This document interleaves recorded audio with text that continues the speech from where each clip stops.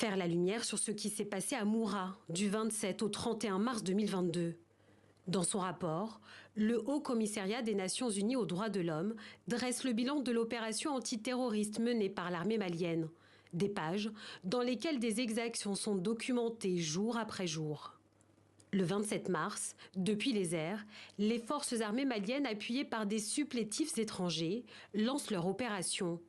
Vers 11 h, 5 hélicoptères sont envoyés sur zone, selon ce cliché publié dans le rapport. Les soldats maliens prennent alors le contrôle du village de Moura, situé dans la région centre du pays.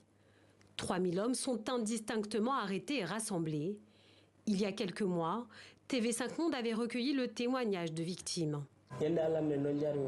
On m'a attaché les mains dans le dos et on m'a allongé sur le ventre.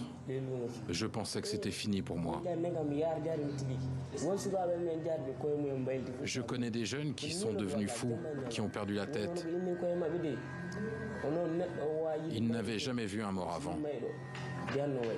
Là, ils ont vu des gens juste à côté d'eux être désignés et exécutés devant leurs yeux. Ils sont devenus fous. Les autorités sont à la recherche de membres appartenant à la Katiba Massina, des djihadistes affiliés à Al-Qaïda.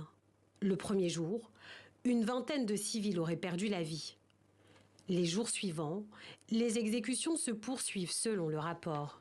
29 mars, les militaires continuent leur fouille des maisons pour y trouver des membres de la Katiba Massina. Selon les témoignages recueillis, des soldats disent avoir les identités des personnes recherchées.